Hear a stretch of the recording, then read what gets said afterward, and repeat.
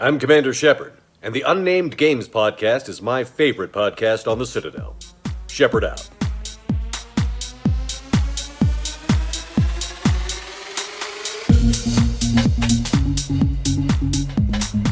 Hello, people of the internet.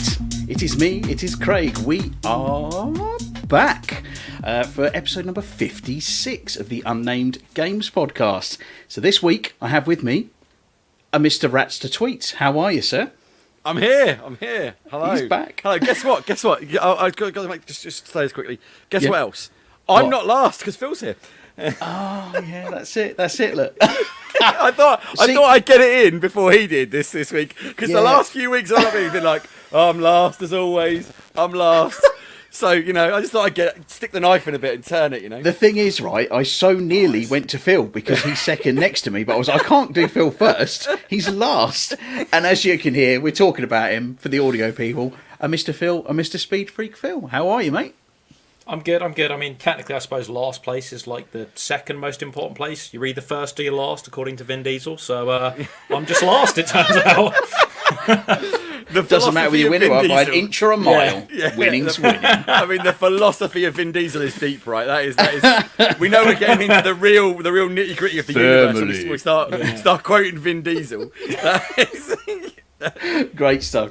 Cool. Right, well, this week we're going to do the usual. We're going to go through a few bits that we've been up to this week, and then the meat of the episode this week, as you can see by the title, is around Project Spartacus. So there's been some rumoured news pop out. So we're going to kind of dissect the information that's come out and have a bit of a discussion. But to start off with, I'm going to go first with something. Hey! Yeah. So controversial. I know, shocking, hey, shocking. So something new has come out, and it's a game that I do play quite a lot. And you know what? I wasn't overly pumped for this expansion. I was like, I don't know if I'm a bit burnt out on it. It's Destiny 2, basically. The Witch Queen came out the other day. So it got the day before launch. And I kept seeing all the tweets coming up and all the people getting pumped and excited and all the stuff around it. And I thought, you know what? Sod it. I'm just going to go for it. So I bought the basic expansion. Oh, by Lord, it's good. Lord. Hallelujah. It is by far the best campaign that Destiny have ever done. Nice. It's absolutely fantastic. It's meaty. It's got like seriously chunky levels. I mean, the first level, I'll go back a second. So one of the main things they've done with it is they've put in a legendary campaign mode, which amps all the difficulty up to 9. So it makes it really, really tough. But tough to that level where it's doable, it's just challenging. You don't feel like you're just constantly getting stuck at the same point over and over again. Feels a bit like kind of a legendary difficulty on Halo as opposed to, or is it heroic rather than legendary? Which order am I getting these in? You wait till you get further into it, Phil. Let me tell you that. I felt sufficiently bent over this afternoon whilst trying this out. So Craig, just reference, Craig has been raving on about this on our WhatsApp group going, it's amazing, it's the best thing since sliced bread, you have to try it. Yeah, and I did, and I liked it. Yeah, so the first mission we did today, Phil, that must have taken us half an hour to do that, mustn't it? Just do the first mission. Yeah, there's a good half an hour, maybe a little bit more than that, actually, I think. And that was with 3 of us as well. So three of us. We were rocking the Trinity. yeah. For people who are familiar with Destiny, the campaign missions are very much put together like playing a tough strike or playing a dungeon. Or playing like raid encounters and stuff. They've really kind of amped it up, and the feeling behind it is they wanted to have the whole of the campaign feel like a lot of the exotic missions that they put out, which ones they really put a lot of hard work and effort. There's sort of puzzle elements, there's lots of mechanics to the boss fights and stuff, and it's just made it an absolutely fantastic playthrough. I played through with actually Lee, the Destiny lore master, who was on the other week. I played through with him. We two-manned the campaign over the space of, I think it was 3 sessions we did it in. But I mean, just doing the final boss, it got late. I had a headache. I had to get up. I had to go and splash water on my face, psych myself up for it. Lee was getting stressed. I was apologising. I'm sorry, Lee. I'm trying not to die. And it was just intense. But it's absolutely fantastic. And the story, what they've done quite often with a lot of the Destiny campaigns, the stories are sort of like, You know, they're all right. They're just a little bit of a taster of something that's kind of going on. And they kind of leave a lot of the story almost in the background, you know, as kind of pickups and stuff that happens throughout the seasons and things. But what they've done with this campaign on Witch Queen, without going into any spoilers, is they've really kind of upped the ante on it, and they've done a really good story arc through that piece of story. They've left a really great cliffhanger for either the next piece of DLC or potentially when we go into the raid next week. Is it next week or the week after? Whenever it is. But it's answered a few questions, and it's really started to kind of wrap a few story things up, because there's been a lot of stuff, right? A lot of these answered questions are right the way back from deep lore of Destiny 1. So some of the stuff around the Hive and where the Hive came from and how the Hive came to be. And it's really, really interesting. So I just, if anybody is a Destiny fan out there, or have played Destiny before and you quite like it and you've sort of been dabbling with the thought of getting back in, it's a great time to do it. There's so much to do in there. It's just an absolutely fantastic campaign. Really, really good. And subsequently, I did also pick up the 30th anniversary pack after that, because I wanted to get the Galahorn. Now I'm just chasing that dragon again. Now I'm like I'm after the loot. They give you a Back taste down the hole. Yeah, they give you a taste, and it's like, you know, there you go, you're back in. It's Here's like, our proverbial Alice in his horrendous wonderland. I was thinking more like, you remember the end of Train Spotting, where they get you and McGregor to try the stuff to make sure it's good. And he's like, oh yeah, it's good, it's good. Craig's at that point, he's like, oh yeah, it's good, it's good. Yeah, that's it. Yeah, you're McGregor in it. Yeah. You play through the legendary campaign, and when you complete an encounter, they don't just give you one chest. They give you two chests. Oh, and it's a shower of loot. So is it like double loot explosion? It's like with these Ferrero Rochers, you are spoiling us. You know, it's like that, isn't it? It's like with these two chests, you are spoiling us. The ambassador's reception. Yeah, that's it. Comes, That's it. Yeah. What do you think so far, Phil? There. I really loved that first mission we played, and I think liken it to one of their kind of exotic missions. I can't think of the name, but it was the one where you had to go through the puzzle of that dead ship. The Presage mission. The Presage. That one. I mean, I really enjoyed that mission. It was very spooky, and there was a lot to discover in the level as you went through. Like alien vibes in there, wasn't there? It was proper creepy alien vibes, and it kind of feels like that when you first go into the... I'm just going to say the ship, because I don't think that's any a surprise. I mean, it's on the advertising, but on the ship. It's got that very, you know, I said to you, like, kind of from the pictures and the shots I'd seen, it kind of looks a bit like the ship from Prometheus, but way more creepy and more alien-y. So I got those vibes very much going into it. And, yeah, I mean, I've just played the first mission. I'm quite excited to see where it's going with this now. I wasn't going to buy this. I was adamant I was going to stick with Horizon Forbidden West, but, you know, I played a lot I convinced him. So you did. You were like... He's like, oh, you just need to try it. Just try a little bit. Just get the first taste. And then before I even bought it, like I jumped in, and you can basically play the first mission before you actually buy the DLC, and that's how they get you hooked. Oh, that is dangerous territory right there. It is. Like, That'll cheeky nugget. Just to mention as well, little comment down the bottom there from the lovely Long Fangs. The good-looking one isn't here this week. You know, he had to pip in. Even though he's not here, he's still here. I get it, but Kimmy's only been on once. What's he talking about? She's not here most weeks, to be fair. You know. Oh, brilliant stuff. Yeah, a couple other hellos. Flammable Pete. Hello, Pete. Hello, mate. How are you? Also, Cookie King. Yay. As well. And a bit of a hi from him. And then, of course, our usual listener Ryan is in as well. He's having a. Can I just compliment Ryan on his supreme snark on the Project Zomboid updates last week? As somebody who was listening to the podcast, I have to give Ryan his dues. Beautifully executed, sir. Beautifully executed. Props. Well done, my man. Props. Well done. Good stuff. Cool. Yes, I mean, I kind of guess that's it really for Destiny 2 Witch Queen. But yeah, wrapping that up in a nutshell, I'd say, you know, it's worth picking up for 35 quid, definitely, for the base version. So I was having a chat with Phil earlier and said, you know, what have you been up to this week, Phil? And to be honest, there's not a lot changed from last week. So Phil's going to give us a bit of an update on Horizon Forbidden West, aren't you, mate? I promised I'd keep it super short for the members of the audience that don't have access to a PlayStation at the moment. I'm still loving it. The story is fantastic. It's out there now. It's proper far out. Like they've gone all very sci-fi, aliens and stuff. And that's kind of all I'll say from that side of it. Whereas the other one was very much grounded in what happened. This is very much like what's going to happen next. So I've just been playing through that. I've tried to push through the kind of story campaign. I've not done too much of the side quest stuff, but the side quests are very engaging.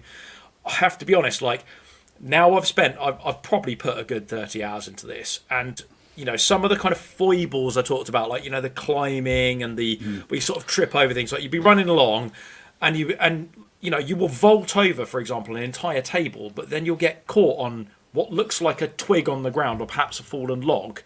And I'm starting to find that, I think maybe because I've played so much in one hit, I'm starting to get that quite frustrating. Like, I'm finding I'm getting into these big fights now, because as you progress through the game, they do really up the ante. Like, you go into an area and you're like, okay, I need to get to there. It's like, oh, maybe there's like a scrapper over there and a couple of watchers or something like that. And then there might be like a bigger enemy, like a bellowback or something.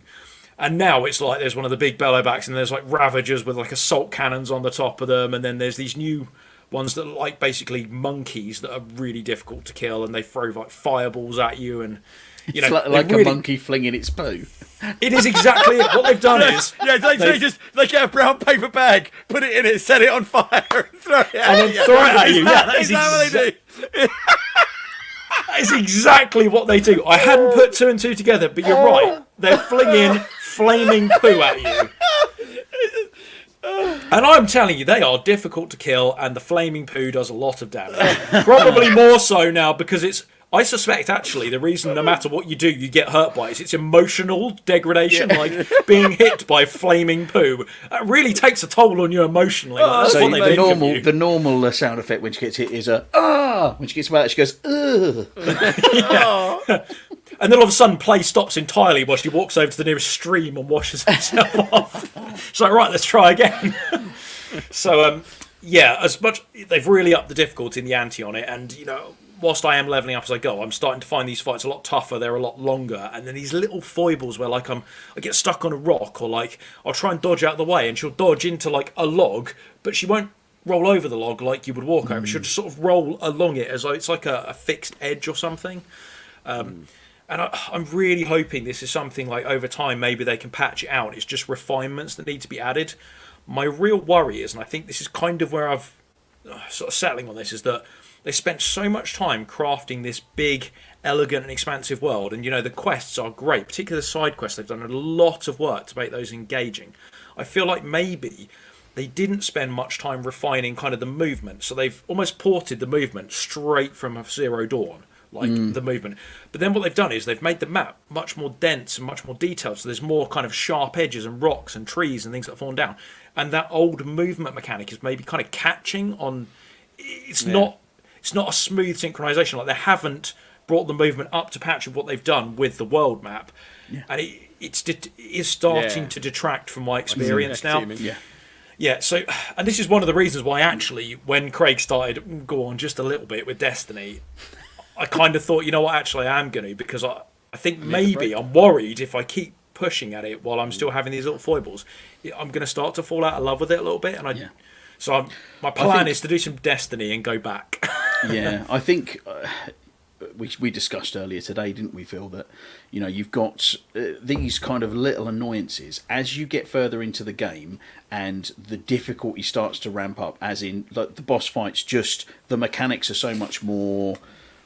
No, that's the wrong word. It's like the battles are just more intense. There's more happening. There's things charging at you and explosions, and it's just, you feel like you're getting caught on everything. The camera's getting stuck, so you can't see what's happening, and you end up. Whereas, okay, none of us here have played Elden Ring, but here's a good example. Something like Elden Ring or Dark Souls, when you have a really challenging boss fight in that and you die, you've died because it's your fault.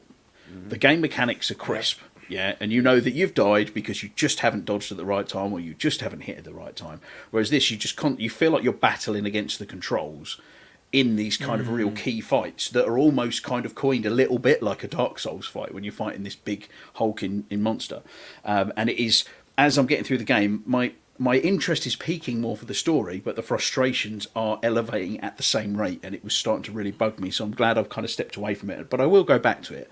But it is definitely, from what I've seen, it firmly sits in that like 8 out of 10 spot, because there's so much that's great about it, but the things that are bad about it are just really affect the good stuff, and that's what drops it down from that 9.5 for me. Yeah, they're really in the forefront. So I love this franchise. I love where it's going with the story, but I feel like what I need to do is not play it so much. I need to have these nice breaks, because what will happen is if I play Destiny for a couple of days, I'm going to go back to something like, yeah, okay, right, let's get on it, and then cleanse. Yeah, exactly. And it won't feel such a frustration. Like I know there's a niggle, but you know what? I know it's there, and I'm going to play what I can do, and then I'm going to go back to Destiny. I think I'm just going to dip in and out, to be honest with you. Hold on. One second. Is Alan saying that he has breaks from Project Zomboid? Because I would just like to say I don't believe a word of that. That's a downright lie. No. Yeah. No, you're wrong, boys. He does have a break from Project Zomboid. It's every time he stops to go and make lunch and go to the loo. That's the break. It's like sort of in 20-minute intervals. Like he nips off to make a sandwich, make a cup of tea. That's his break from Project Zomboid. Also, have you noticed Alan's not on the pod this week, but he's already managed to squeeze in Project Zomboid on the damn pod? How has he done this? Well, it's good that you brought up Project Zomboid, because I did very much feel like this podcast wouldn't be the same without a bit of a Project Zomboid update. Probably fair to So, say. what I've decided to do is I've decided to give you a little update from me. So, last week, after the pod, I went down to see... Actually, it might have been just before. I went down to see Alan, just sort of hang out and say hello and stuff. And he showed me his Project Zomboid base.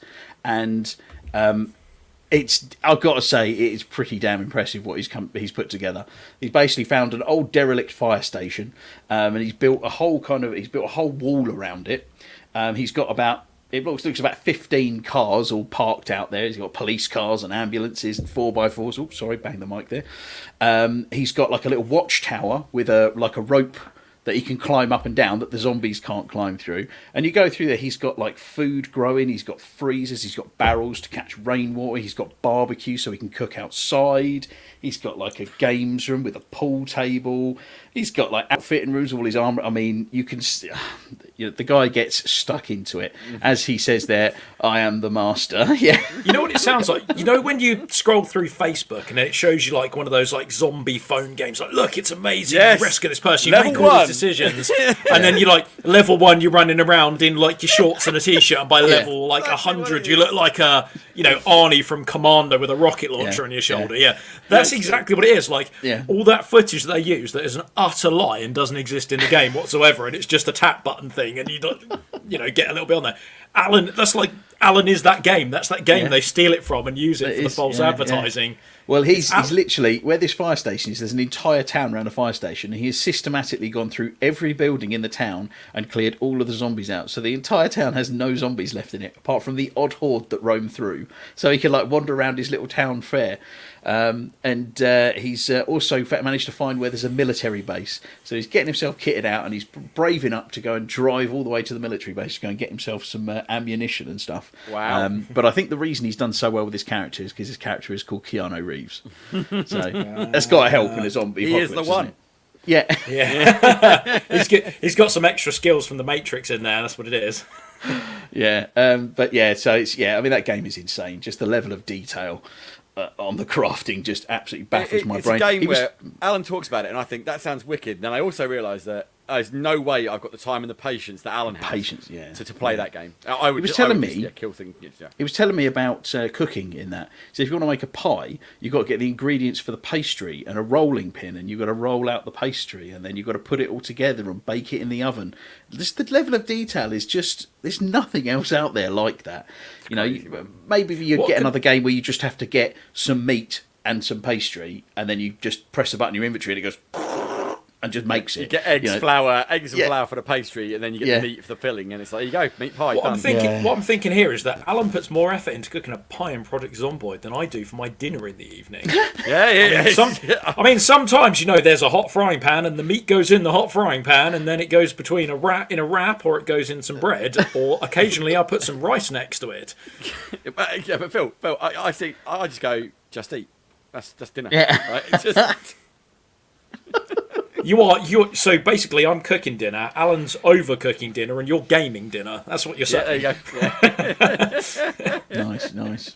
Right, so moving on over to Mr. Ratley, and you've been playing. Oh no, let's not do that because something you just said reminded me of something I did want to talk about, which none of us have touched on the podcast as far as I can remember, and I think we should mention it. and it revolves around Keanu Reeves. Okay. I'm going to mention it. I'm going to do a fairly brief, concise synopsis, and it's a film that came out recently. And I know Craig's in it. I don't know if Phil's in it. It was a big blockbuster and a sequel to a big blockbuster. I haven't, because I'm just going to wait until. Was I it the can watch fourth in a from series, by any It chance? was the fourth. And I just wanted to touch on it. I don't want to go through it. And I just wanted to say, we never did touch on the Matrix, whatever the hell it is. Revelations, isn't it? Revelations. There you go. Resurrections. Resurrections. There you go. See, I can't remember the name. It's that impressed, right? And we never did touch on it. And I think there's a very good reason for that. Mainly because it's a steaming turd.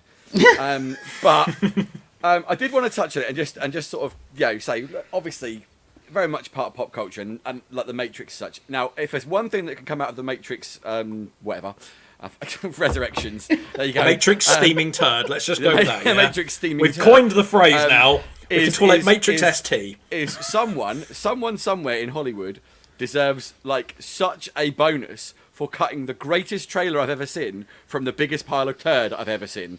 The first trailer for Matrix Resurrections was quite simply genius. I could not wait for this film. And I was like, oh my God, they've done all the right things here. It looks like it should be the Matrix. It's like blah, blah, blah.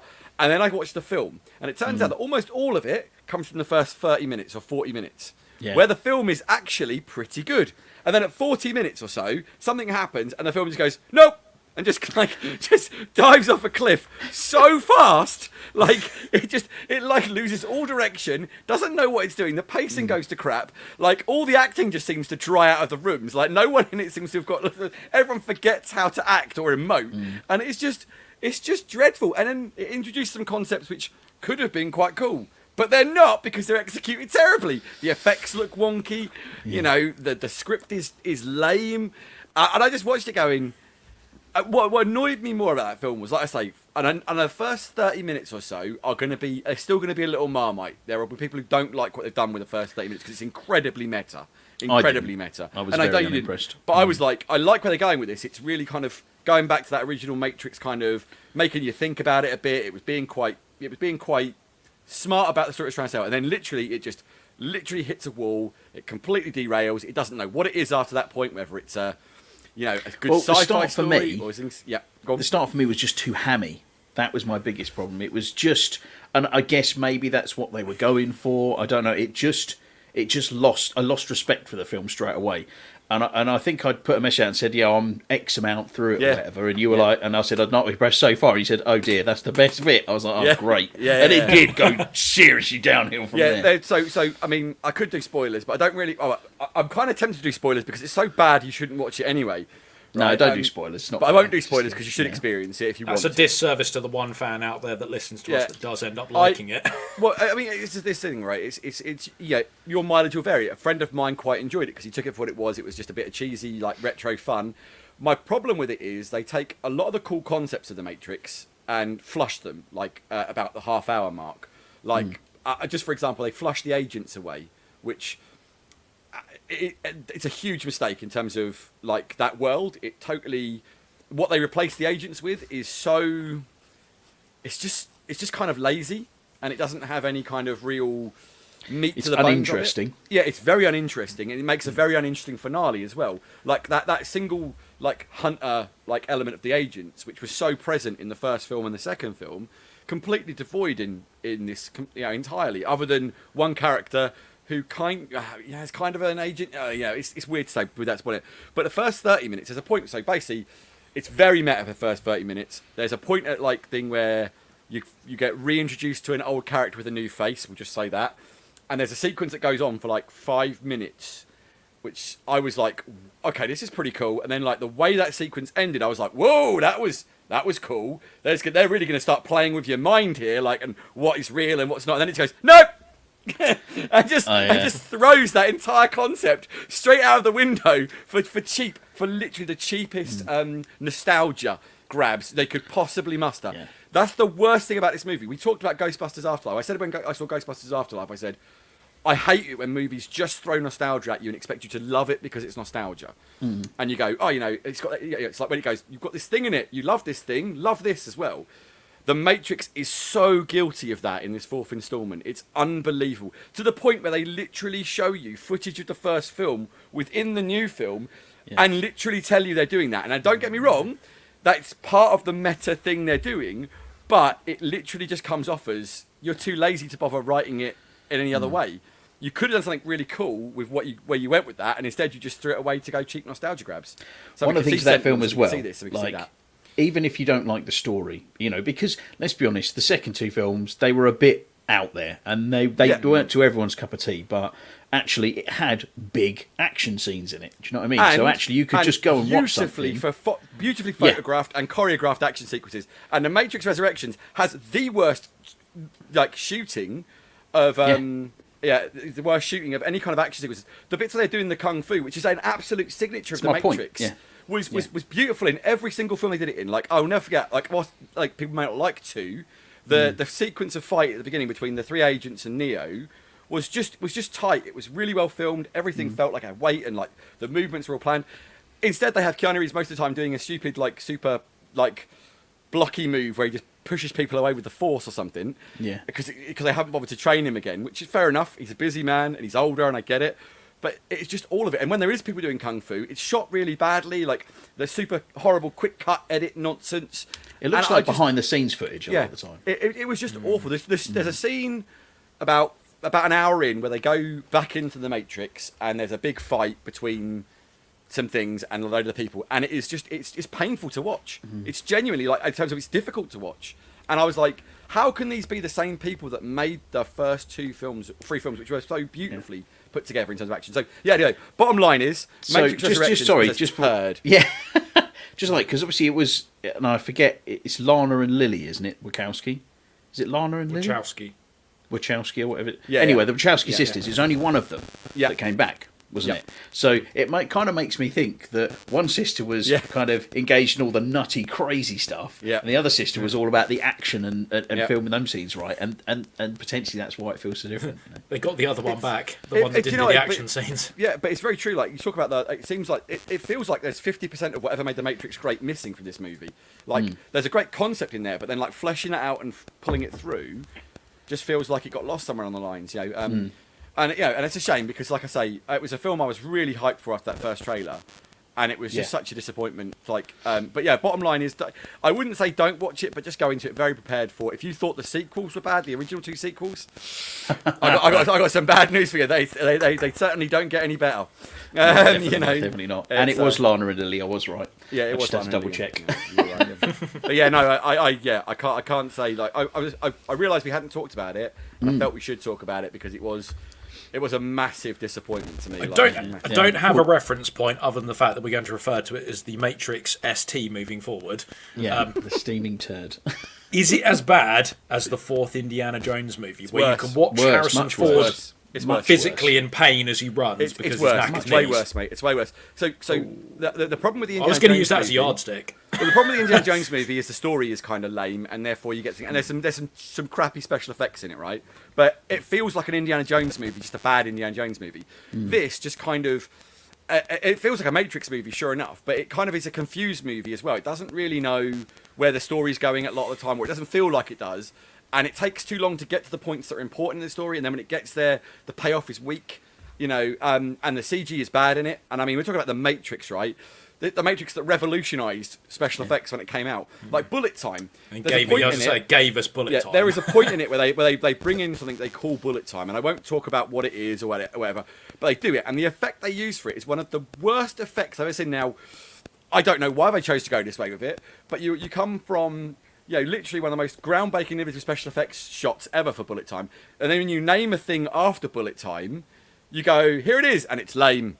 And it's like, what? Why would you shoot yourself in the foot like this? I don't get it. So I was going to say, as the movie that invented bullet time, if anyone can rip it off to the absolute maximum without getting punished for it, it's the people that invented it. And this is the thing, and the worst thing about The Matrix throughout the whole thing for me was like, it's a movie where it's so close to being brilliant the whole time. And then when it gets to where it nearly is brilliant, it goes, nope, forget that, whoop, and just throws it away and ruins it.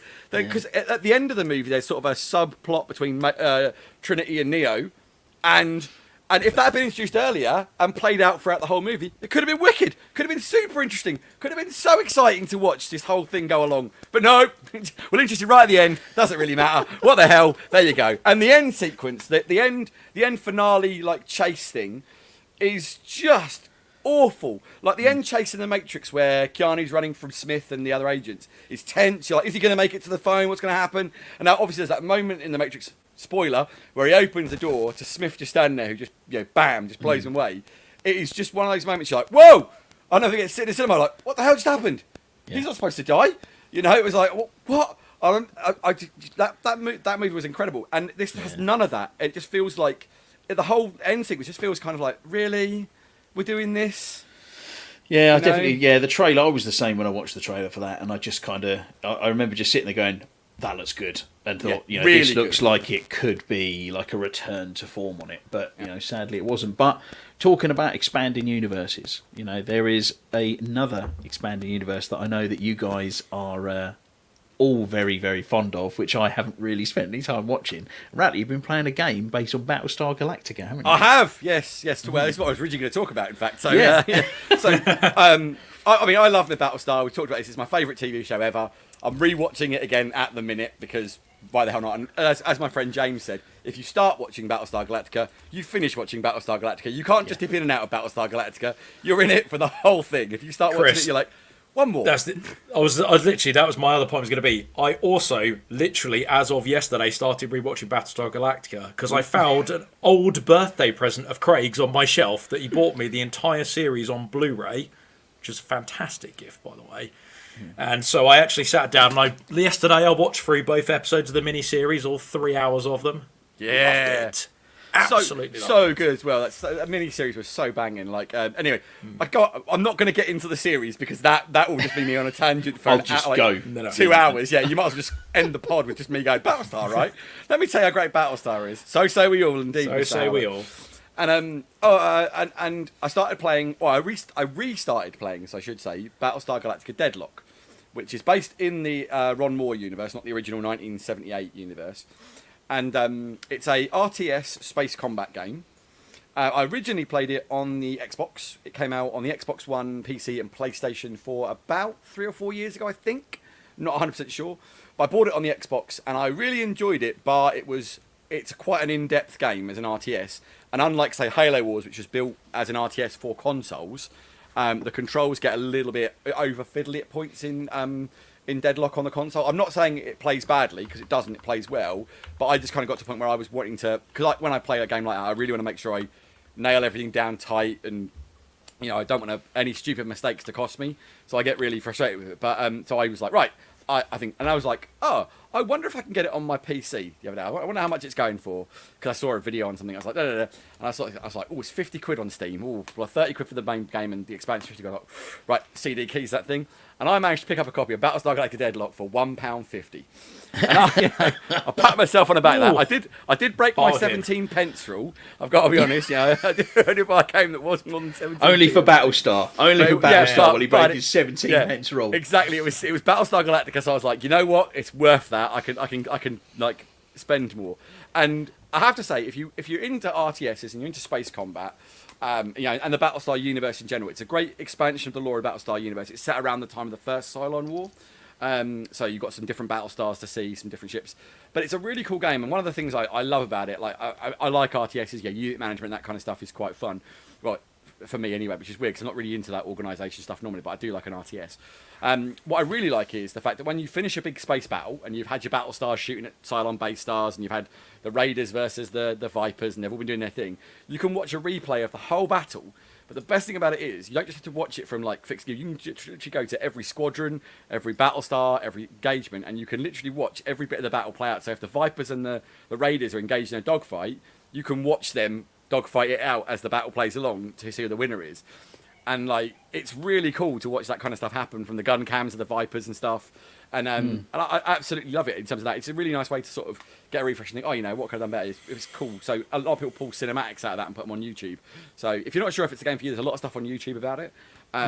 I've been having a lot of fun with it. I really like it. Like it brings it. They've actually, since I played it, there've been a ton of expansions. It's a very well supported game, including some expansions which bring in the more modern ships from the TV series. So I mean, other than the Galactica itself was always an old Battlestar, even in the TV series. It was supposed to be.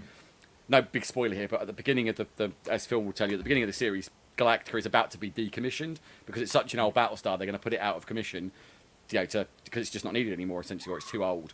And so, the Battlestar, when you see the Jupiter class, as it's called, so get nerdy, the Jupiter class Battlestar, which is what the Galactica is, you see those appear, and they're sort of they're big boys. They're the proper Galactica throughout most of the campaign. But I'll say I've been really enjoying it, and I would thoroughly recommend if you like an RTS, at all into Battlestar, you'll really enjoy it. It might not be a game for you if you're not into Battlestar, because it does. I think it levers a lot of the Battlestar triggers. Vipers are cool and all this sort of stuff. So yeah. But there is like a nice healthy chunk of lore which you learn about a lot what happened in the Cylon War and things. A lot of callbacks to the series as well in a good way. So yeah, I mean the game opens with basically explaining how the 12 Battlestars were made, one for each colony, and the first Battlestar was the Galactica, which was for Caprica. Caprica. And if you and the very first thing is the Battlestar Galactica's disappeared. Like no one knows where it is. It's gone. But you're still in the first Cylon War, so you know it's obviously not what we saw in the TV series, and you know that at some point something's going to happen with it. But it's a really great to just get stuck into that universe, play a little bit more. You're playing with Admiral Kane's mother is in charge of the fleet, and if you know the series, that'll mean something to you. And it's just, I think, it's a great game. It's not the best game ever, but a great game. Yeah, I think with games, I've mentioned this to you before, Ratley, actually off the air, but a game like this that is based in the universe of something that you love, you're almost a bit more.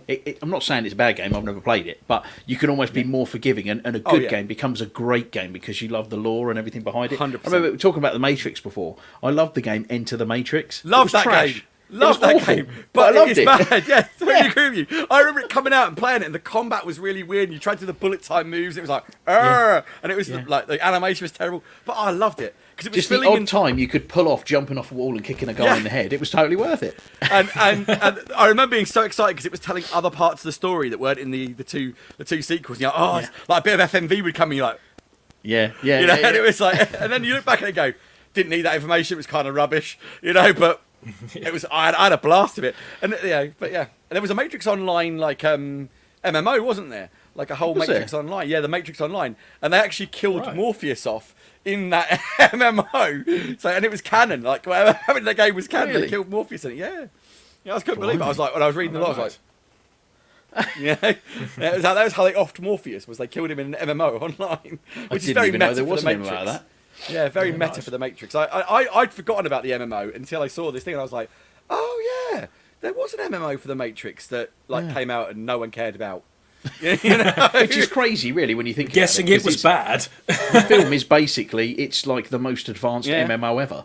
You know what I mean? It's I'll tell you one thing quickly before we move on from this. Just talking about the Matrix again. One thing I didn't mention, which I don't know if we've actually talked about in the pod at all, is the Matrix experience on Series X and PlayStation 5. Or Series X. I think we have mentioned it, but oh my days! Oh my days! That was like mind blowing. That was like being in the Matrix, right? It was. And I was like, this is so. And the worst bit is, I saved that because I was like, I don't want it in case there's any spoiler stuff in it for the film. I don't want to ruin anything. And I watched the film and I was so down. I was like, oh. And I put that on and I was like, hey, I like the Matrix again. There's points of that experience that you're like, is that the film or the unwritten? Well, you say that. That whole I was at a point where I was watching it and I didn't realise that a scene I'd seen in that Matrix experience wasn't footage from the Matrix. And I didn't know that until I watched the Digital Foundry breakdown. They were like, here's the side by. I was like, no, that was absolutely a shot from the film. It was not rendered. No. And it was like, no, it's rendered. I was like, Oh, mate. Nice. Well, fantastic tech demo that was. Mate, so excited to see what comes out. If we can get anything close to that with Unreal 5 games, like we're going to have some incredible stuff to see in the next few years. And I think that section of gameplay there was, which wasn't much. What amazed me about that was like firing the gun at the helicopter as it flew across. It really felt legitimately Matrixy. Do you know what I mean? It felt like you were in the films firing the gun. I was like, this is crazy good. Like, if we can have this kind of cinematic experience going forward.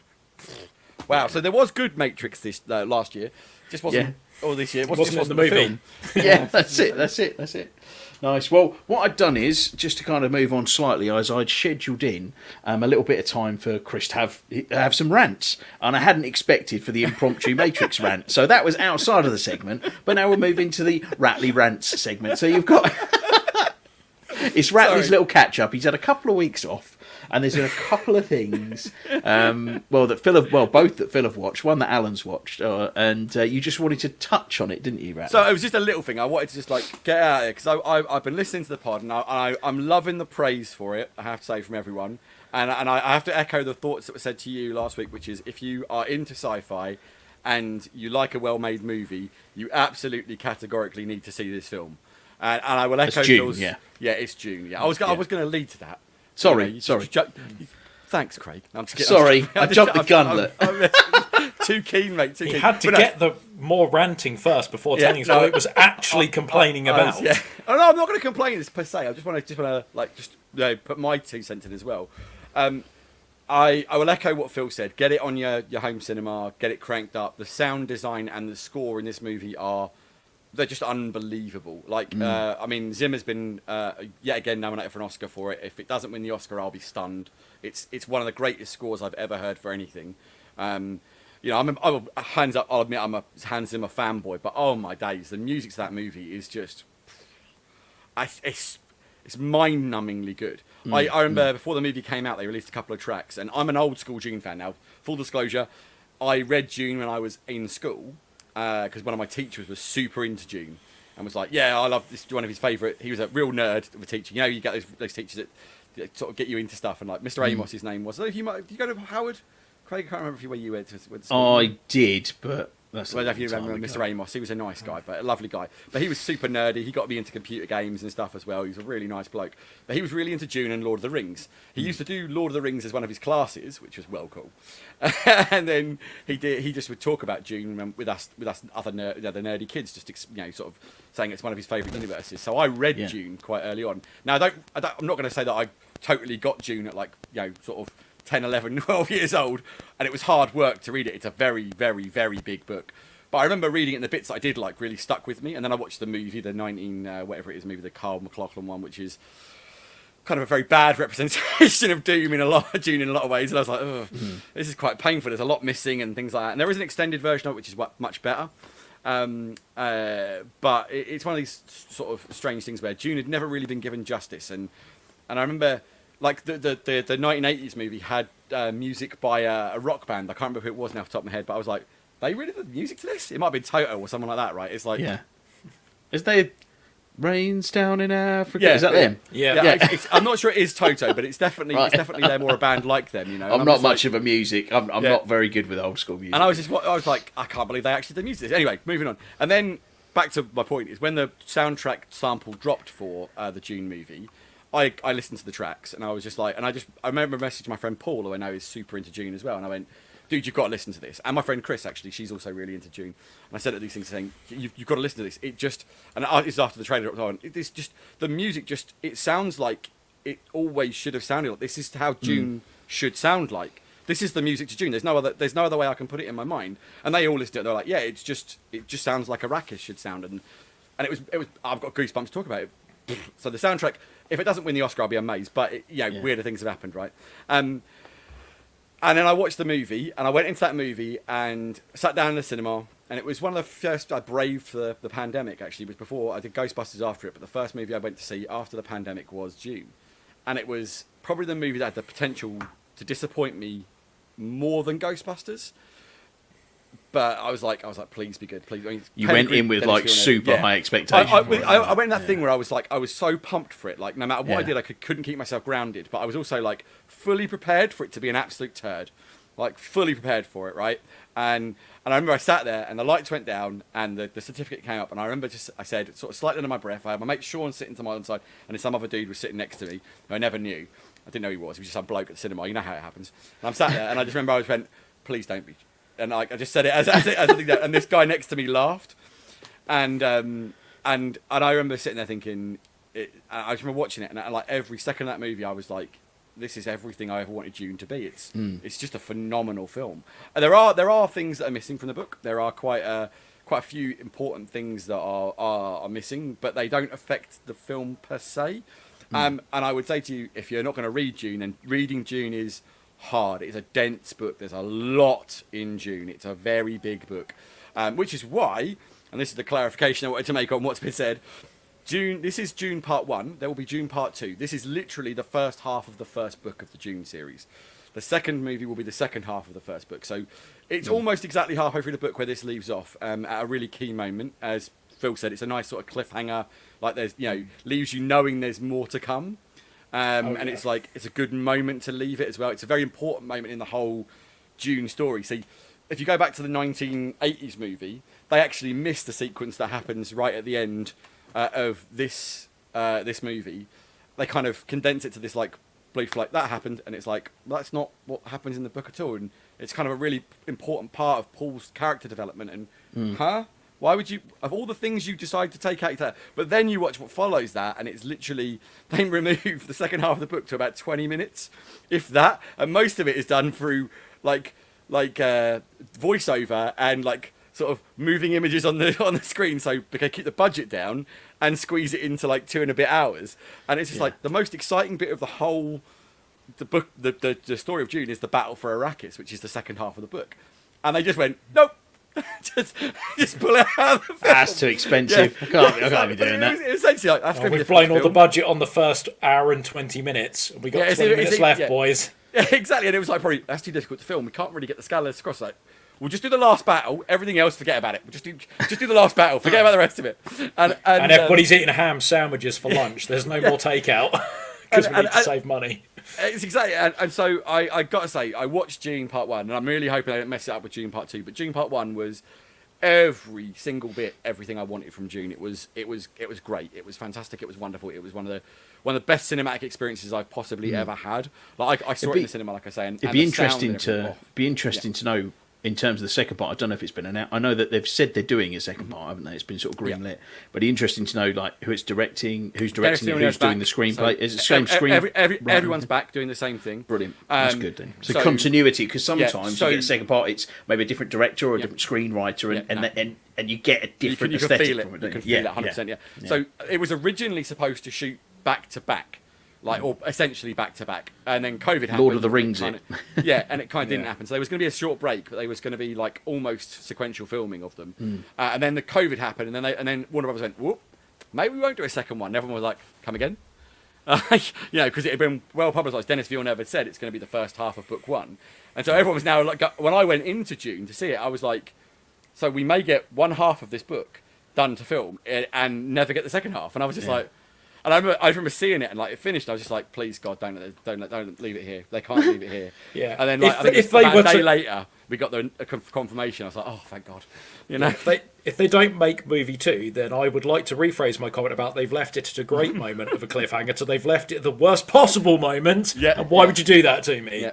So I mean, like, I've got to say, I echo everything Alan said. It is brilliantly acted. Timothée Chalamet is nothing but great in it, as exactly as he said, and he shares the screen a lot with some big hitters, as Alan said. And Alan made a really concise review, and it was really, really powerful. I totally agree with it. Like Skarsgård as Baron Harkonnen, loads of prosthetics. Like the way they've approached that is very different to the '84 one, and they've gone away from this whole kind of maniacal, typical bad guy from a movie, and they've made him this menacing, just powerful figure. That you're genuinely scared of using. But Dave Bautista as Raven the Beast, it's just like, that is great. Casting, he's brilliant as that. You see him a little bit, but he's a presence when he's there. Jason Momoa was great in it. Like his sequence, the big sequence he has is really a great moment in the movie. There's some incredible effects work in this. I mean, like the level of detail gone into the effects work in Dune is it's sublimely well done. And as Phil said, the sound design, there's a point where they have the vibro shields and they turn them on, and just the sound that happens when that happens was just like, it perfectly informs you about what's happening, as well as the visuals. It all works together to make this almost thing that like feels totally real. That bit you almost like feel when the shields come on. Particularly the cinema experience, I'd imagine, is much better. Oh, in terms I of mean, that. I've got a pretty good cinema system, and you almost get you do feel it when they turn it on. Yeah, I mean, I got to say, sat in the cinema for that, like, I'm not one of these people that says you've got to see it in the cinema.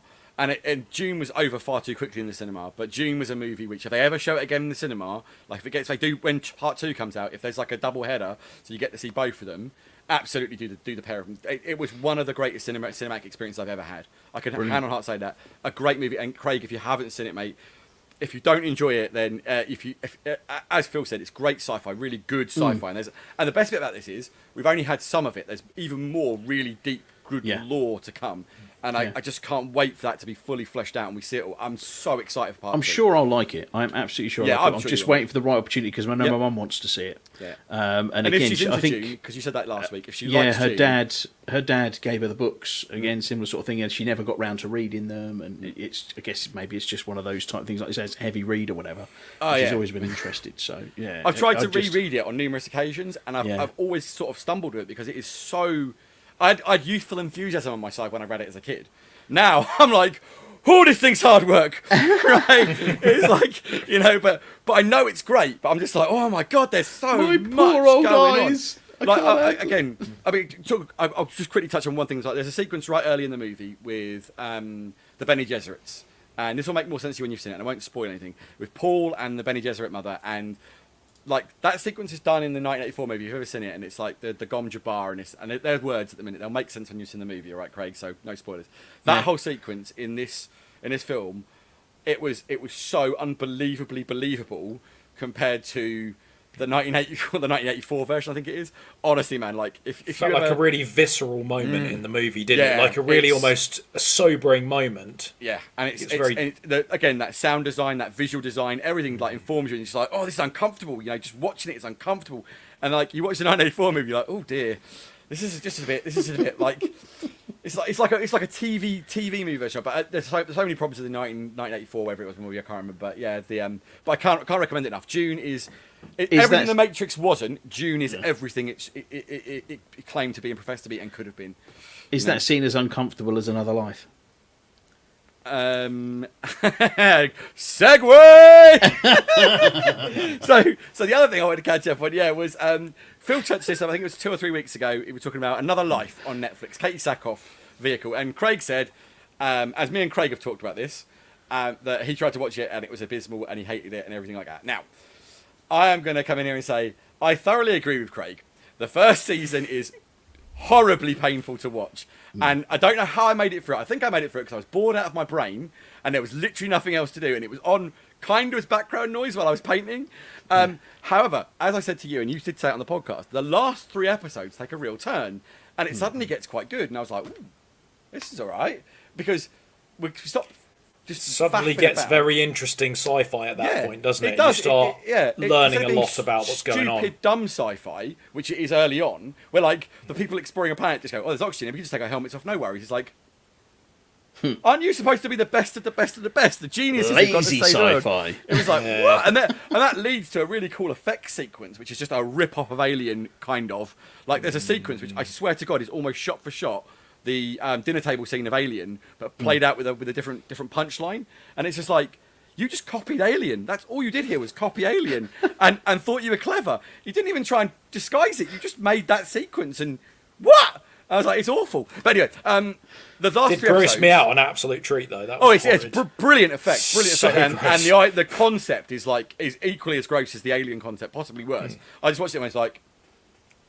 But it didn't know the fact that scene was just a rip-off of Alien, 100%, like lazy to the nth degree other than the concept. But anyway, the last 3 episodes, it suddenly gets really good because they finally get to the point of the whole story, which is these aliens that are threatening the planet. I think might be threatening the planet, and and then it starts to develop, and you're like, okay, this is quite good. And it gets gritty for like 3 episodes. You're like, all right, I want to see season 2 of this. I didn't think I would, but I'm kind of, I can see where this is going. Season 2 starts, and you've watched it all now, Phil, correct? I have, yeah. I've watched it all now. So the first 10 minutes of season 2, they basically just go, all those crew members you hated, we're going to kill all the ones you don't like instantly. Like the most random thing happens. Off these guys, keep the couple you did like, and then we'll just bring in a load of replacement people who happen to be in cryosleep, who are far more interesting and better suited to the story we want to tell. It is the most amazing piece of like, yeah, you didn't like them, did you? Off they go. Like, that's like You know like when the I hook said, coming from off stage, isn't it? yeah, it genuinely, it's like, you know, you can imagine them getting the callback for season 2. That's going, yeah, got a second season. Reading the first script and going, what? Like, what? I die in the first 10 minutes. Like, yeah. It's like, but, and then I have to say, season 2 is very different to season 1, and in some ways for the much better, and in some ways for the much worse, which is crazy as it sounds. But season 2 is far more enjoyable than season 1. Having said that, there are still some problems with it. I wouldn't say, oh my god, you've got to watch like Another Life, because season 1 is so bad that getting to season 2 is a chore. But I would say that season 2 was enjoyable, and far more so than 1. Is it worth forcing your way through season 1 to watch season 2? I would put Because season 1, having watched it and said horrendous. I enjoyed it, I think you've got to be very motivated, or you've got to be extremely lacking in other content. I watched it. I have this ability to switch my brain off and not think too much. And, you know, if I catch something at the right time, I'm like, I'm just going to watch it. And he's just not figured out the ability to switch his brain back on again. Sorry, Phil. I can see what Phil what was means. that about? Exit stage left? I can see what Phil means about that. Like, there is... The most annoying thing about Another Life is that, like, unlike the first series where there's, like, an episode... I was going to say, I mentioned, like, so there's the Alien ripoff, there's a Predator ripoff, there's another bit which they just to constantly steal things, and, like... And the worst thing about Another Life season 1 is when you think they might be getting interesting, the starting of an episode where it feels like a bit predatory and there's something on the ship and it's hunting them, turns out to be a dream. It's like, it's just lazy writing and things like that. And then you get to the point where in series 2 they start to really explore the universe they've created. And there's some really cool stuff happening in that universe. And then they kind of almost introduce too many ideas. And then other things happen, and it's just like, and again, it still has some really stupid decisions in it. Like, you go, why you wouldn't do that? That's just dumb. That's beyond dumb. It's like, you know, there's a point where they discover a planet, they find out there's some hostile creatures on it, but they've got the settlers who've been sent into space, this colony mission. I don't know why they've got set. I don't know. But anyway, they've been sent into space. They're like, yeah, we can set it. We'll be fine. It's like, you don't know that. You've met these aliens for like 2 minutes, and you're like, yeah, don't worry. You just fly away, leave us here. We'll be fine. Be all right. We'll be fine. And you're like, well, this is the most telegraphed death of everyone in that party ever, you know. And it's like, oh look, and then the next shot is like, they're all gonna die, and you're like, hey, they're all gonna die, and then like, you know. I think what's important here is they only waste about 20 minutes worth of footage on that. Yeah, so it's not. But this is not a critical key moment. It's just like, you know how they like to do. Howdy, Kim. There's a little message from Kimmy there. Kimmy Betamax with a hat. The one thing I will say with that Another Life is, and maybe this is a problem, like in the first season, they almost try like to have one idea per episode, one stolen idea, as you've so rightly pointed out. And that bit with the settlers is kind of that thing in season 2. They're like, we're just going to have a bit of an idea for this one episode of the settling a planet. And then they're like, oh, well, we kind of, and we need to have something gruesome happen. So go on then, off you go. Yeah, but I do there's the overarching story with, I forget the name of the aliens. There's some really cool story going on there. Yeah, the Akaya. There's some actually really cool stuff happening there. And it kind of has a bit of a twist to it as they go. And I thought, okay, if we'd have got to this earlier, like whenever they talk about the Akaya and they focus on that story and it was more it's really engaging. It's pretty good. It's pretty good and it's watchable sci-fi. It's when they move away from that, you're like, oh dear. Oh no. What are you doing this for? But it's almost worth watching the first season just for the beginning of season 2. You see them off all the characters you don't like unceremoniously in the most ridiculous space explosion situation ever. It was like, wow. Okay, I guess they weren't liked. You know, they keep the only interesting like 4 characters from the first season. Then introduce a lot of other people. It's like, yep, amazing, so well done. Right, so really, I should be watching Battlestar Galactica, not watching. If you're gonna pick up a new sci-fi series and you haven't seen Battlestar Galactica, and you want to let's just phrase it. If you want to watch a sci-fi series starring Katie Sackhoff and you haven't seen Battlestar Galactica and you think, well, there's this one called Another Life. Maybe I can watch that. It's only 2 seasons. Don't shoot yourself in the head before you watch Another Life over Battlestar Galactica, because trust me, you'll be doing yourself a favour. Battlestar Galactica is the best thing she'll ever be in. I think Battlestar Galactica is just that good. The good news is, Craig, I'm already through 5 episodes, which is the first disc. So at which point, what I can do is I can lend you back my birthday present that you bought me. I can lend you back as I go through, and then we can discuss and compare notes at the end of each I season. do find it sad that Craig has never seen I watched the first. I think I've watched the first half, maybe of the first season, and I think coming into it so late on, and it is a little bit. It's a little bit dated in a way, like watching it for the first time round. It's older television. The effects are and I think I just haven't got to that point where, quite often with a series, you need to watch the whole of the first season, start getting into season 2, then maybe season 3, when things really start to ramp up. Take Enterprise, for example. Like, that was really hard to watch until it started to really get into it a few seasons in. Then it got amazing. Then it got cancelled. And it's... I think, honestly... Classic Star Trek. Gets good, gets cancelled. Yeah, and unlike Enterprise, I'd say Galactica... Okay, so the miniseries is fantastic. The first episode of the first season is one of the best episodes of TV ever made. It's so well written. Love that one. And then the trouble is, it starts so strongly that the next few episodes kind of feel a bit flat. They're not. They're great. But they feel it because you come off this massive high of like this incredible intro. And even the first episode, honestly, it's so concise and well written. And then it kind of just dips out a bit. And then they really ramp on the tense. It's really, really tense, that first episode. It's called 33, and I'm not going to say any more than that. Yeah, but 33 it's to do with a time window. Mate, that episode, watched it yesterday. So good. I've probably seen it, just can't remember it. Honestly, if you get into Battlestar, you'll always remember it. But and then the end of season 1. From the beginning. Honestly, Craig, the end of season 1 it has the greatest cliffhanger I've ever seen in a TV show. I was screaming at my television when the cliffhanger happened. And I do mean I was screaming at the television, because when I watched it, there wasn't a season 2. There wasn't anything else. I was like, there wasn't even a confirmed season 2. I lost my mind at the end of season 1's cliffhanger. I was freaking out. No spoilers, but honestly, it was like it was one of those brilliant moments that I was like, oh dear God, like I need to see what happens next. And then season 2 starts on a massive high and continues there, and then it just stays good. Season 3 it used to be on. It's on the iPlayer. Used to be on Amazon Prime. It's on the iPlayer, mate. Is it on iPlayer? Is it? It's on iPlayer, yeah. Maybe I do that then. Yeah. Well, BBC iPlayer. Yeah, it's on. I don't know why it's on iPlayer, but it's on iPlayer. Yeah. Damn. Good stuff. Good stuff. I'll have to have a little ganders in. Cool. Right. So.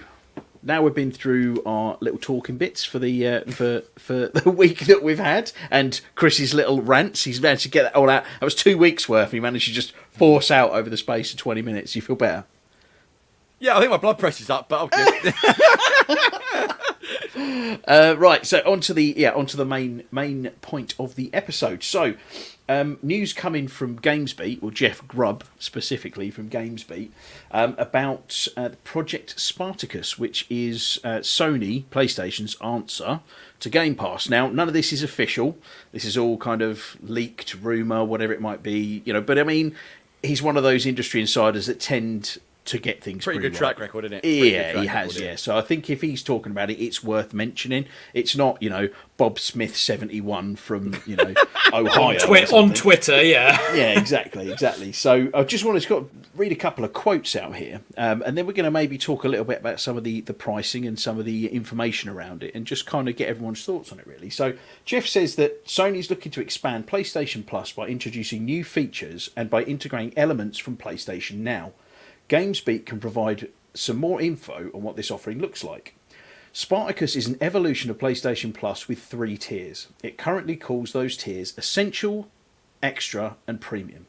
Again, all of these prices and names could change, but with a general outline of what to expect from Spartacus, and these features should make PS Plus look a lot stronger in comparison to Xbox Game Pass. While Sony will not include full versions of its blockbuster games on PS Plus on day one, game trials will will at least give a bigger audience a chance to sample those games. Sony is moving into testing phase for Spartacus in the next few weeks, and it could announce details of its new membership program in March. although that will depend on whether it's ready to roll out the service. So some quite interesting stuff there. And what I've done is just got a bit of the information they put together, and also did a bit of my own research for some of the Game Pass information. So I've put a little bit of a chart that I've just put up on the screen there for us to kind of look through, really. I guess it's worth discussing.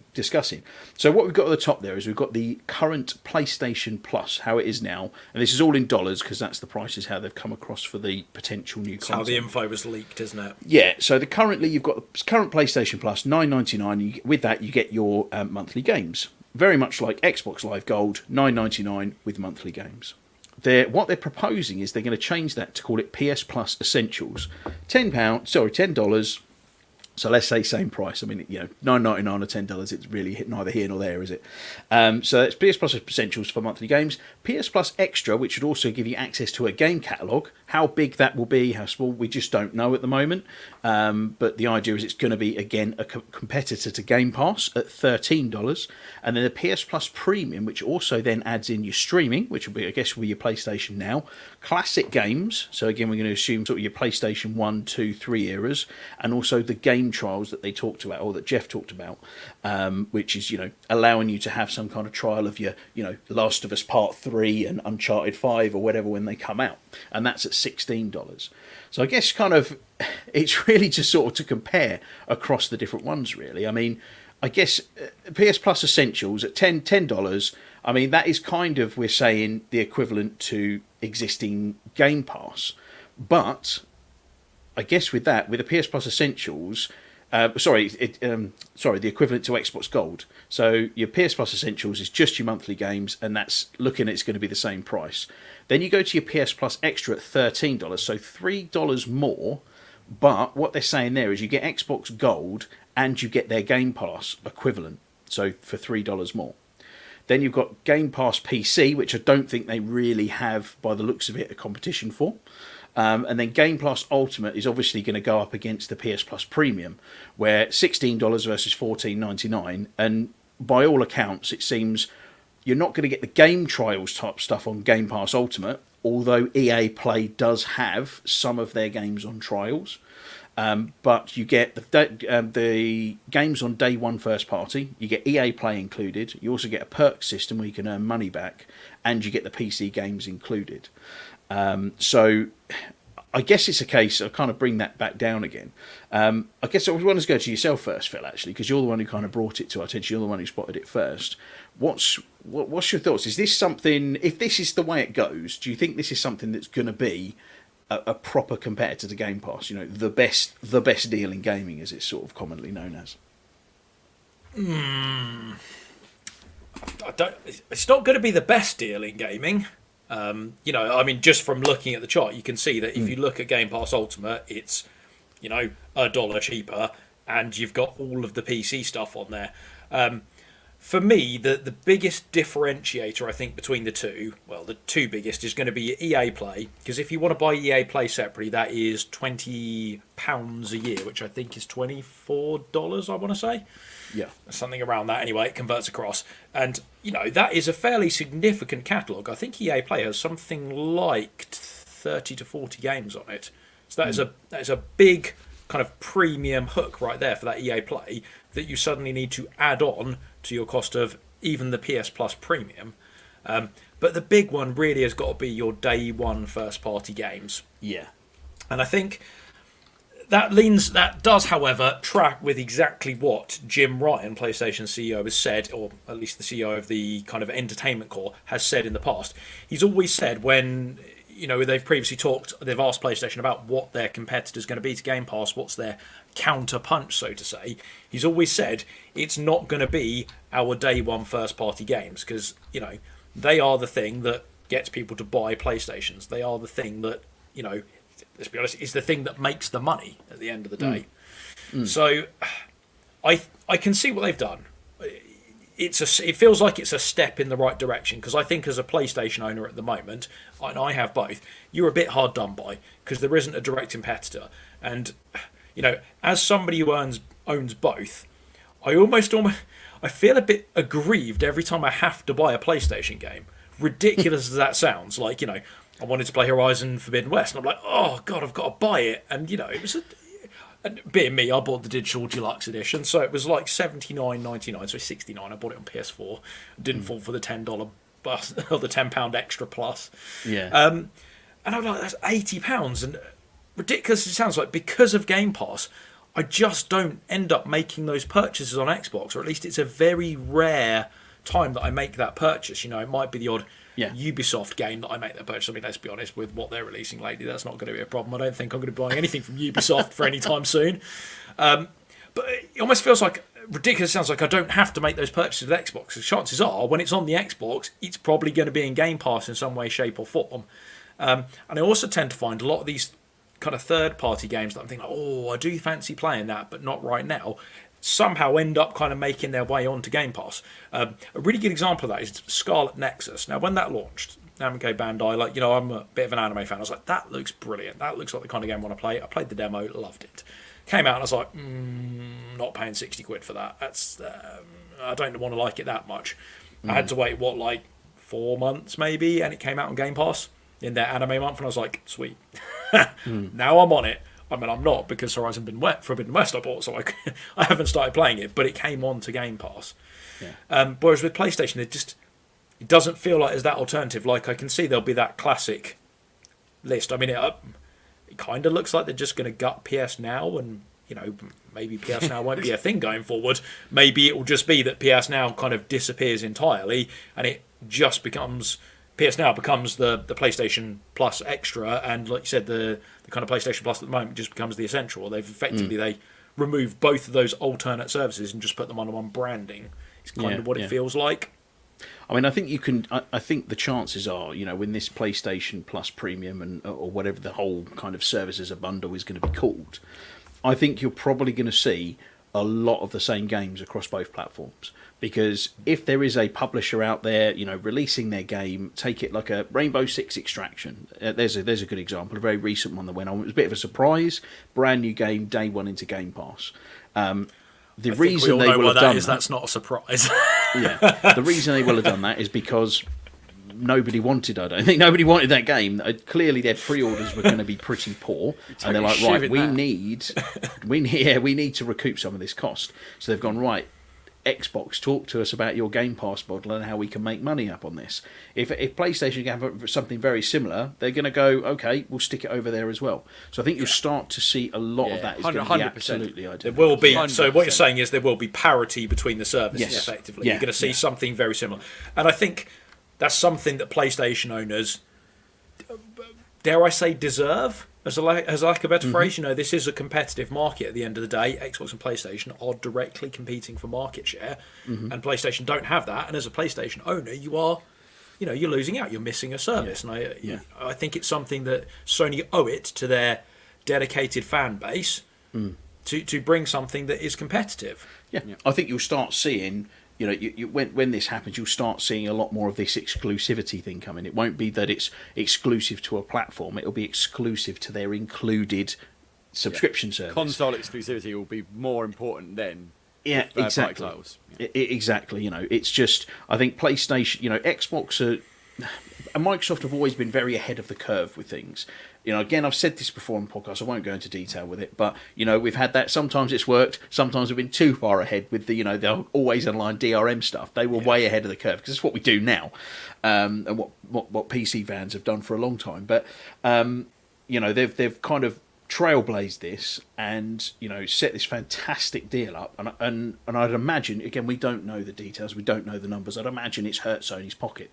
They've started to see that Xbox have gained that much more traction because they've had such a fantastic offering at such great value, and they need to do that because they're in second place, and Sony haven't had to do that. It has to get to a particular point where they're going, okay, this is starting to get concerning now, we need to combat this, and that kind of also spins round to the first party games. Obviously Microsoft are putting all of their first party games, that's one of their big hooks, but Sony are in a different kind of scenario where they aren't as big a company, and they sell so many of these first party games, millions of copies. If they were just to go, right, we're just going to bundle them straight off with our online service, they would lose millions upon millions in revenue and in profit. That they just simply don't need to do it. Their first party games are so strong. They've got such great IP in terms of, the way that they're thought about, the way that they score, the way that they sell. They'd be shooting themselves in the foot to do so. Whereas Xbox, being in the runner-up position, they're doing this because they need to buy that market share. Exactly. They need to buy it. They need to do it. They need to do it to catch up, and they can afford to do it as well. And it kind of, as primarily an Xbox player, obviously I have my PC, the Xbox, the PlayStation, Quest, all that kind of stuff. Yeah, I have all the different devices, but primarily play on my Xbox console. And I love what they're doing. I love that they're so ahead of the curve and they're doing everything that's just great for the customer. I kind of don't want them to get bigger than Sony or become first place, because then Sony will start. So I'll have to kind of switch to Sony being my primary console, and I'm quite happy where I am. I mean, that's something that this could potentially even out that balance. I mean, I'm sure I'm correct in saying this, but Sony still have the dominant market share with the PlayStation 4 console, mostly because there's just not enough availability of Xbox Series X's and PS5s. They're still hard to get hold of. If they do get this right, that's a large customer base, and that's going to be a lot of money in their back pocket as well. I almost like, I think this is a good thing in terms that it will keep Xbox doing these really good for the gamers things, because there's always this little worry, this little niggle at the back of my mind is like, what they're doing now is so good and it's so good for the gamers. At some point they're going to get ahead, and then they're not going to do it. Yeah. Well, Chris, PlayStation have been really behind the curve in terms of the backwards compatible stuff. Obviously, we know that that's been a core pillar for Xbox right from the start. Yep. And PlayStation, when they first came out, were very much, we believe in generations, and they very much kind of reneged on that when they realised, oh God, we're going to lose a lot of money here. Yeah. And they've kind of, a lot of the backwards compatible stuff has been a bit shaky. I mean, what are your thoughts in general on this kind of Project Spartacus versus Game Boys, but also from that perspective as well, that because there's going to be potentially a lot of backwards compatible stuff in here. Is it going to get messy? What's going to happen? Well, I mean, there's like you say, two major things, like moving forward. What's it going to do to change the landscape as we move forward? And as you said about the whole backwards compatibility and the whole we believe in generations and I felt that was a really underhand moment from Sony this generation as well. Like we talked about this in the pod when it happened. How Phil mentioned last week when he was talking about Horizon, how he owns a PS5 because Horizon exists. And when he bought his PS5, as far as Phil was concerned, the only way he could experience Horizon Forbidden West was to buy a PS5. Now, Phil, as it transpires, did not need to buy a PS5 to experience Horizon Forbidden West. Now, he has got the best version of it on his machine, true, but Phil was effectively duped into buying a 450 quid console to play a game, right? He didn't need. Now, don't get me wrong. That feels dirty when you say that. But it does. That's how I thought of it, mate. If I had been in that position, I'd have been, hold on. I didn't need, so don't get me wrong. I understand why they've done it. It's a very commercial savvy thing to do. But like you said, this believe in generations thing, backwards compatibility and cross-generational compatibility has become super important. But and Microsoft have been at the forefront of that with consoles. Now, PC gamers will stand there and go, we've always had generational compatibility, and build the PC master race as they always do. And great, good for you. But in terms Which, of just to console clarify, we are all part of. I'm sitting here on my gaming laptop. We are all right PC now. gamers, yeah. I said bought it on Steam for £1.50 earlier. My Battlestar Galactica purchase. I'm a big spender on PC as well, have you know? Yeah. 17p, £1.50 upgraded to. Before you know it, I'll be spending a tenner. Before you know it. Never. And then they've got to buy the proverbials at that point, mate. Yeah, I know, mate. I'll be hooked in. But but the thing is, it was fundamental change when Microsoft really started pushing this backwards compatibility across consoles. And it was driven by, initially the backwards compatible movement on Xbox One, bringing in all the 360 titles. And that was driven by a lack of content, right? Because they didn't have good games on the Xbox One. They were like, bring in all the old good 360 games, and it was good. We all loved it, right? Because we could continue to play the games we loved. And it's progressed further now. We've got a bit of a stall with Microsoft's backwards compatibility thing. So, like, Sony have now come in and said, there's going to be a games catalogue. Now, I'm kind of thinking they're going to go down the route of streaming, as they do now with PS Now, but using the Azure servers, because they're going to use Azure for their streaming content moving forward. I'm pretty sure we're going to see this games catalogue not be true native backwards compatibility, but be streaming like we have now. But what it will be is you pay your monthly fee and you get your streaming content unlocked, and you can play as many games as you want via what is now PS Now, via this Project Spartacus. I think it makes great sense for Sony as well. They've got a working system. It isn't the best, but with Azure backing it up, we know that it will run better. Because we know Azure runs really well. We all know this as Game Pass customers because we've all played online, right? I mean, again, it's not the way you'd want to play a game necessarily. If you've got access to an Xbox Series console or even an Xbox One, it's always going to be a little bit better playing it natively on that console. But we know Azure has the chops to do this. You know, I was showing Game Pass off a couple of weekends away when I was off the pod. I was at a work event and we were talking about Game Pass because I work in the field where Game Pass is relevant to my day to day. And some of the guys had never experienced it. I'm like, oh yeah, just look, this is how it works. And I just pulled my phone out. Now I've got a Galaxy Z Fold 2, as we discussed before. I opened it up, fired up Game Pass, put Sea of Thieves, and I went, there you go. It's got touchscreen controls as well, and I'm playing Sea of Thieves. And they were all just like, huh? What? And I'm like, this is what the technology allows you to do. So Sony are going to move into this potentially area where they'll be able to have anywhere on any device via an app, Crash Bandicoot necessarily, or Final Fantasy just running on your phone essentially. That's just say, don't Microsoft own Crash Bandicoot? Well, yeah, but Sony still have Crash Bandicoot games. Let's just keep one of it. But I think that's really exciting for Sony customers, and as Phil said, it's something they're really long overdue. A decent way to access their historical titles in a modern way, because realistically, there's one critical question though. What's it going to be like, and can I play Metal Gear Solid 4? Because for some reason, they just won't take it off PlayStation 3. They just won't do it. It's the only way to play that game. There's probably a very good reason for that, and that's because of how PlayStation 3's architecture is so fundamentally different to everything else. Cell processor. Yeah, that cell processor basically makes backwards compatibility on it a nightmare. But and Metal Gear Solid 4 was like the poster child for the cell processor, wasn't it? Yeah. It was. I mean, it looked incredible. It was so at the time, far it was ahead. so groundbreaking. Yeah. But I think also, in my opinion, the biggest trump they've got with this moving forward, as Phil was saying that day one releases, this backwards compatibility. If we get a true games catalogue, and it's like the real breadth of Sony's backwards catalogue, there's a lot of historically great games in there. I think that is a really big move. If Sony can bring a lot of that catalogue to gamers wherever they are, whatever they're doing, via Azure servers, on PlayStation Plus Extra, whatever it's called.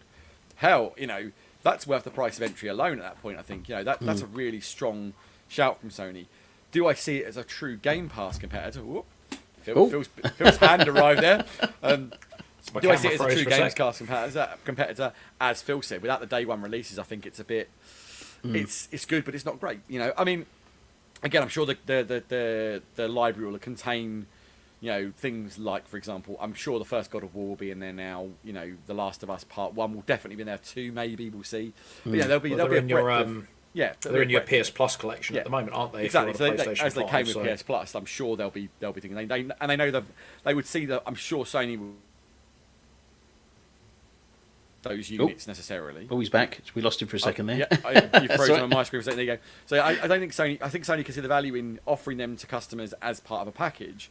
But they don't see the value. They're not going to sell lots more of the copies of The Last of Us or God of War necessarily. I mean, they might do on PC, but they're not going to sell them on PlayStation. So make PlayStation those available to it.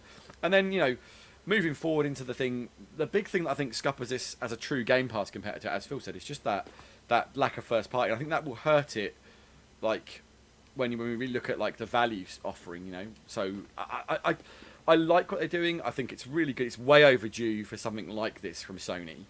I think it's good for PlayStation gamers. I've been sick of seeing people say I don't want this because it devalues games. It's like I've experienced so many games I never would have picked up or would have maybe considered, and got better value from them because of Game Pass. Whether it be on my PC or on this. There's so much value in a service like this. It's like it's almost like when people say, "Oh yeah, I'll never use that Netflix. I'll just put a DVD in." It's like. Yeah. Now, don't get me wrong, I still use 4K Blu-rays because there is a tangible difference in quality between a 4K Blu-ray and a streamed 4K movie. But I don't buy every movie on 4K now because, A, it costs a ton of money, B, I've got to store the things, and C, I just won't watch them enough. I buy selected movies that I know I'll watch a lot. So the last 4K Blu-ray I purchased was Suicide Squad. Before that was Zack Snyder's Justice League. I think I got a copy of The Thing. And I think that's probably so. And they're classics or things I know I will watch. Or I really want to see them in the best. It's worth buying. Yeah. Or I want to see them in the best possible presentation. I'm not just happy with that. It'll do. It's on streaming now. Don't get me wrong. Convenience of streaming will often win out. For example, at the minute, if I want to watch Man of Steel, I'll put on Netflix. And there's Man of Steel. I watch Man of Steel, right? I'm not going to necessarily go and get that. But having said all that, having that service available. So I think as gamers as well now having Game Pass, to lose Game Pass would be like, well, what do we do? Like Phil said, well, it's not going to be on Game Pass. You almost. I don't want to say I don't want to give these people my money because that's not true. But Game Pass just makes it so I can experience more. I get better value for money. They're still getting paid because Microsoft are handing the money to these guys. Microsoft, all the developers that have worked have always said that Game Pass is a profitable enterprise for them. There's tangible value in them putting their games on Game Pass, and I think it's also how do you put a price on the size of the audience that engage with your game? Let's say it is a smaller third-party studio. I don't play a lot of smaller third-party games. I definitely don't buy a lot of smaller third-party games. I think the last one I bought was Edge of Eternity a couple of years ago, which is actually now just coming on Game Pass for PC, I believe, because they're finally releasing a finalised version. But I don't tend to buy that stuff because I just think I'm like, it's going to be a bit janky, and I don't think it's going to hold my interest that long. But when they're on Game Pass, it's like, well, actually, no, I'm just going to download it, and I know that the publishers, they get paid, I think, for every download, isn't it? Is something. Well, it varies. We don't know the specifics, but they have different. From what I remember seeing, there was a different model. Some people were getting paid per play, some people were getting paid a fee. I think it varies. You can decide. It depends on the customer. Yeah, basically. But I think it's value in it for them, and you know what? It opens it up to that wider audience, and actually if one of these games that I've played on Game Pass that I like that Edge of Eternity, I quite enjoyed. If there was a second one released probably in 3 or 4 years or something like that, or more, I'd probably look at that and go, you know what, actually, this one's it's a good way to build your brand, isn't it? At the end. Yeah, and yes, I was going to say, talk about value. It's perceived value is a very important thing as well. So let's just talk about a game that launched on Game Pass last year, which was Outriders. Right now, I had a lot of fun with Outriders. And I enjoyed it, and it was on Game Pass, so I didn't have to buy Outriders, right? It was free. I played it on. I say free, you know what I mean? It was included in my Game Pass. I didn't pay any extra to play it.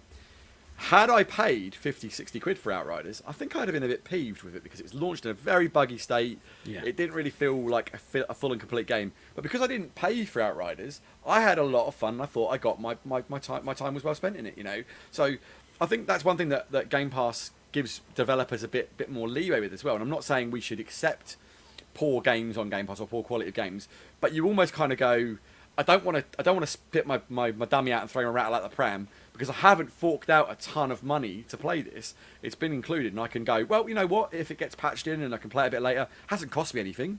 I've had some fun with it. I've done that, and I'm sure we've all played games on Game Pass. We've picked them up. We've had maybe 2 or 3 evenings with it or a week with it, and we've had like a lot of fun. We've never even finished it. And we've gone, I've had great fun with that, and you never touch it again.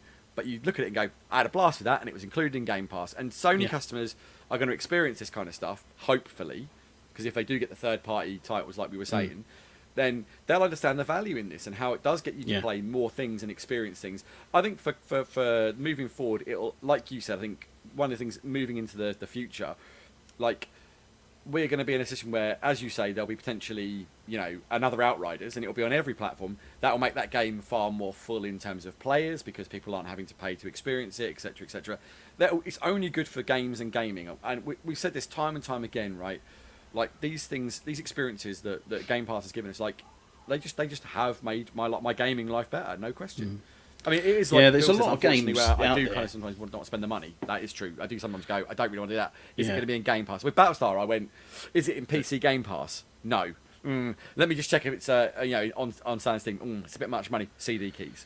Yeah. There's a lot of games out there as well. That you much like Phil says, that you end up playing, but that maybe you wouldn't potentially purchase. But I've had several games on Game Pass that I bought DLC for. Even though they're on Game Pass, but I've still got the DLC from them. There was the Journey to the Savage Planet. I bought the Hot Garbage DLC for that. There was Streets of Rage 4. I bought the DLC for that. There was Destiny 2 Beyond Light when that was out. I bought Silver for that when I was playing through it. There's all these other avenues that developers can make money on, and a lot of them have those options. I was going to raise as well was like as someone who plays a lot of the Division, and I played the Division again recently. You played Destiny. These are 2 great examples. So games as a service thing, which is quite prevalent within the industry at the minute. Imagine if they were included as part of your subscription, right? That became the norm. That Division 3 was in Game Pass and PS Plus, and Destiny 3 was in the same thing. But then I would be far more inclined to spend on the microtransaction part of that game Yeah. than I ever would be if I'd paid That's 60 quid for it. something And I again, thought free to play model. those games as well. But it's not a free to play model because developers are still getting their their cut. But it's it is like free to play model, but they're getting some it money. enables it almost, doesn't it? It enables that kind of almost free to play model in a way. So I mean, I'm hopeful that we'll see this kind of thing become more normal, and we'll see these games add in and play, etc. So fingers crossed. Who knows what happens. Yeah, something I kind of thought of is, again, if they start doing that, that is going to lean very much into, or it leans heavily into that microtransaction model, particularly when they're the kind of cosmetic microtransactions. Like, if it's in your Game Pass, you don't feel bad about spending, £5 on a mount or a couple of quid on a skin or something like that. That may not necessarily be the best thing if we suddenly start seeing microtransaction pop up in every single game that's on Game Pass. They're in there anyway, man. They're already there. Yeah. Let's face it, they're all already there. Well, they certainly are in things like Destiny and The Division anyway. There's already the microtransaction business model in there. What's interesting is you mentioned, actually, like, say, Division 3 as a Game Pass title. That's a really interesting way of almost taking a free-to-play game model and having your cake and eating it. Yeah, exactly. Because you can put it in there, and the people who've got it, it's like it's a free-to-play game for them because it's in their subscription and they're getting value from so many other places in there. For the people that don't, well, they're going to pay £50 for the game. So it almost is, using a Game Pass model for a games as a service game, it's almost like having your cake and eating it to a certain degree. And something that this PlayStation model enables is that kind of side of it. Previously they can have their cake and eat it on Xbox. On PlayStation, people have to fork out straight off the bat for Division 2 or for Destiny. Yeah. I mean, It's Destiny not the so thing much. as well. Like you were talking about buying something. If let's say we get the Division 3 right, and it's in Game Pass, and we play it for however long, and in PS Extra, and we play it for however long, and then they decide to pull it, right? Chances are by that point the price has come down 20, 30, 40 quid, and we pick it up cheap, and we still continue playing it, right? And that way Ubisoft would get their triple bite of the burger. They'd be like, hey, there's an extra slice of cake because we've sold it to you now as well because you're happy playing it, you've been enjoying it, and you only want to pay a tenner for it now. Happy days. So I think it's having it on both platforms is almost as much of a game changer as Game Pass is in of itself, if that makes sense. So I'm excited. I'm hoping this is what we're going to get from Spartacus because we're saying it's going to have like more modern titles, but it might just be, when they say games catalogue, it might literally just be the PlayStation back catalogue. And I think if that's all it is, and they're just including PS Now and wrapping it up into a bundle, that for me is a bad, not bad, it's still great value for PlayStation customers, but it's you can't call it a Game Pass competitor if that's what we get. So it'll be interesting to see if that is. I'm hoping that isn't what we get. I'm hoping, like you said, it's the games catalogue is, old school PlayStation titles on backwards compatibility via cloud and things like Outriders, Extraction, Rainbow Six, Extraction, that kind of stuff, all coming in, and so we get this parity between the two platforms again, and people can experience it. And I think PlayStation customers who've been berating Game Pass will suddenly be like, hold on, I've been missing this for how long? Yeah. I think again it sort of harks back to what I mentioned earlier about the fact that PlayStation not having to try as hard because of the the position they are in the market. 100%. That actually, if they came out with this and it was just the old PlayStation back catalogue, which is great, it is a great back catalogue. It's still, I think it would still sell really well on their console. Yeah, would it be as good a value? No, it wouldn't. But equally, I think if we get, say, 5 years down the line and Microsoft have kind of started to produce a lot of their new first-party stuff from these studio acquisitions, because we're not really seeing much come out of that yet. You know what I mean? It's almost too soon. Once we start to see that stuff coming out and potentially that parity starts to even up a little bit between Xbox and PlayStation in terms of their exclusives, I can see, if Game Pass is even a thing, which I'm sure it will be in 5 years' time, I can see then Sony upping the ante again and needing to keep up with it. But at the moment, their proposition for first party games is just better than it is on the Xbox. There's no putting a bow on that. That's exactly what it is. They have better games. Whilst Xbox has got more IP, Sony's quality of IP is incredibly high. Yeah, but again, it's seeing what we're actually getting out of it at the moment. We're getting consistent great hits coming out from PlayStation, where we get dribs and drabs of it at the moment, but it will change, and that's what Phil Spencer's been working on, and I think that will completely change the landscape of it in the future, and potentially changing, like I said, the just a PlayStation back catalogue to being a broader catalogue. Well, it's really interesting. Cause like the other thing with it'd be interesting to see where Sony go with this, because obviously Game Pass has other benefits. Like, so you talk about perks and stuff, but things like that we don't talk about enough. Like if you're a Game Pass subscriber, you can stream Xbox Series games onto Xbox One consoles. And that's such a huge bonus for people who can't get a hold of a console right now. You know, and I think that's something which I hope to see Sony adopt things like that potentially. You know, I'm hoping that kind of stuff is in there, because you know, if Sony go in on this properly and try and catch up quickly to Microsoft, that would be really great. I mean, obviously, everything all at once is probably not going to happen, because it's taken Microsoft a lot of years to get there. But here's hoping that Sony have been paying attention and go, that's a brilliant idea. Why aren't we doing that, you know? So, fingers crossed. We'll see what happens. Yeah. Interesting times ahead, and I'm sure, well, if GamesBeat are correct in what they say, then hopefully we'll find some more out at some point in March. You know, so that'll be really interesting. I'm sure we'll definitely revisit it when the time comes. So yeah, that's one final thing to move on. I just wanted to pop up here is Ratley has been doing some beautiful artwork, and I very much would like to share it with you all. So you've been working on this one for quite a while. Give us some context to it, and I'll bring a picture up of the cyberpunk girl. So this is a piece I've been working on for a little while. So there's a little bit of a story to it. So a guy on Instagram. It's a little sad. So you know, be ready for this. There's Craig. Like, do you want to chop in there, Phil? Just give us a smile on the side. I can't. There he is. There we go. I forgot I'm not at the bottom anymore. So I was on Instagram. If you want to follow me on Instagram, you can find me. It's pretty straightforward. It's the same as my gamer tag. This was painted for a competition that's running on Instagram. A gentleman on Instagram posted quite a sad thing. He lost his sister to mental health woes, and he decided he wanted to do something to remember her by and run a competition for it. And the status was you had to include a butterfly in the design somewhere along the lines, because she was an artist. She loved drawing and painting butterflies, and so you had to include it. And I came up with a concept. I really wanted to just talk about, like, it talks about mental health issues. And you know that if you watch the podcast, I have my own history of mental health issues. We've all talked about it in the past. I know I'm not alone in that. And it was designed to sort of showcase, there's one arm's got like a set of demons and screaming faces to represent like the loneliness and agony of like mental health torments and this. And I just painted it up, and I'm super happy with it. And I thought I'd want to share it, and I don't really want to bring it here. Hannah was the lady who we lost her demons, and that was how I thought about remembering her. And I set about doing it not to try and win a competition, but because I wanted to try and help this guy in whatever process he was having to go through, and I just wanted to do some great art and hopefully bring something to the table. And I hope it's gonna. I mean, with messages, he's a really lovely guy, and he told me he loves it, and that means more to me than any. If I won the competition, that's great, but like I'm not there for that. Him saying that to me was all I ever needed to know from it, you know. And I'm happy with the result. I hope you guys like it. I hope. Kimmy seems to love it. She's just put amazing. I super appreciate that. Really appreciate you. Thank you. And just for context, how big is this? I've got it right behind me. So let me just get rid of the picture again then. Yeah. So this is her. Right there. It's tight. Like, the level of detail you put on such a tiny figure, mate. She's got this is the arm with the. I don't know if we'll be able to get that in focus. The camera probably isn't. Possibly not. It doesn't really like it. Yeah, there's something. But if you want to see more of her, she's on my Instagram. And I just titled it "Never Alone" because, and we'll do the cheesy thing. But if you have any, like, you know, you're not having a good time, there's always someone for you who will talk to you, who want to be there for you. Just give your friend a call, pick up the phone. It's not always easy. Yeah.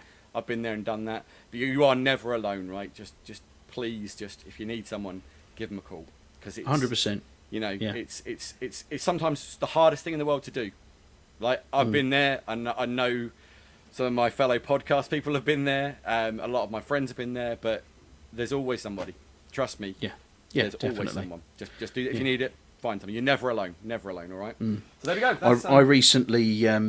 I recently, well, for people who were watching, I guess, my father passed away late last year, and it was very, very difficult for me. It was really difficult for me. You know, part of the reason we didn't come back as soon as we would have liked to, it was just, there's a lot going on, you know, and I'd never really been through that before, and I'm the kind of person who bottles everything up, and I don't talk about stuff that I should do, and I think it's that kind of toxic masculinity. It's probably a generational thing. Maybe I learned from my dad maybe that you just kind of man up and get on with it. but it's not good to do that. And I know I've spent quite a bit of time talking to you, Chris, haven't I? We've spent, I popped over to yours and we've spent quite a bit of time on the phone and just kind of talking about stuff and being able to talk to someone who can kind of relate in ways. It does make a huge difference. Yeah. And thankfully I'm feeling huge amounts better now. Huge amounts better. I've kind of faced up to a lot of things that I was feeling and accepted them and talked about them, and it feels like this weight that's lifted off your shoulders. So I 100% agree. Talking about stuff is massive. It's with this weird thing. I know, like when you're in that place, and I've been in the dark place, and you genuinely feel like there is no way anybody could ever feel the way you're feeling. You genuinely feel that you're the only person who's ever lived this. It's not the case. There is somebody who will understand, who has been there, who can offer you, a hand to pull you out from that dark place. So. I know it's been suddenly gone really down from where we were for some really nice art, but there's a reason for it. And it means a lot to me. Anyone who knows me knows I'm very open about this and thinks that it's really important that we don't put this in a box and forget about it and pretend that it doesn't exist. We need to be open and honest about this. And that's what that whole competition is about, raising that awareness. So things. So, honestly, I know we don't have a big audience, but honestly, guys, we've got a Discord server. We're on Twitter. We're on Xbox. I mean it wholeheartedly. If you just need to just scream at someone, reach out. If it's just something you want to say, I'm having a hard time. I know that I'm about. If you need me, Phil's camera's fallen over again. Yeah, froze again. Just an icebreaker there. Break comic relief. Just Phil will mess it up again. Yeah. But in all seriousness, I'm here if you need me. It's not always the easiest thing to do. I totally appreciate it. And believe me, I've been there. So if you ever need anyone, you have my full permission to shoot me a DM on Twitter or on Xbox or on Instagram or whatever. Just reach out, get on our Discord server, hop in, shoot a message into the Discord server, say, hey guys, just I'm having a great time. If anyone ever means you our Discord server, I know me and Craig will come down on like a ton of bricks. So trust me on that. It's a friendly place, all right. So we're here if you need us, basically. And if you want to hear more about what all of us have gone through, I can't remember the episode number, but we did a long episode around mental health and all our own kind of personal experiences as well. It's titled as Mental Health and Gaming, isn't it? I think on our YouTube channel. 20-ish, something like that. It was a while back, It was a while back. Yeah. I'll have to maybe post it back up again. Yeah, maybe read the link on it. Put a link to it on YouTube, Craig. Link it up when we get after that. We'll stick something in if we can figure out how to do that, because we're still YouTube noobs, as we say. But that'd be grand. Yeah, lovely job. And just to finally sort of top that off, just to change the subject out, Flammable Pete, who lives with Phil, has asked when they're setting the table up. Never, because I've discovered what I can do is I can display things upon the table. I was going to say it's become a shelf now. It's not a table anymore. It's just shelves. It's become a shelf. You see, I'm adjusting it round and putting different things on there each week. Oh dear. Maybe I'll move it. Maybe I'll put it this side next time. Great stuff. Cool. Right, well, thank you everyone for joining us again this week. It's been really great fun. It's nice to talk to you guys as always. And thanks for all the comments. As usual, it's always great to have people popping bits up and stuff. So, but yeah, I guess that's just leaves really. It's a bye from me. It's a bye from Mr. Phil. Bye bye. Hey, not last. He didn't make me last. I was waiting. I'm moving up. I've been promoted. I'm no longer bottom of the bus. I've got to just do this. I've got to say, I can't believe I'm last. Why am I last? How does it feel, Radley? Sucks, doesn't it? I lied earlier when I said second was the most important place. It's rubbish. It's horrible. Nobody wants to be last. Hold on. It's a bye from Mr. Ratster Tweets. Goodbye, one and all. And it's a bye from Speed Freak Phil. Put him back last again. And I'm back in the box. Take care, me. Bye, Take care. See you everyone. Bye. Bye, guys. Take care. Bye.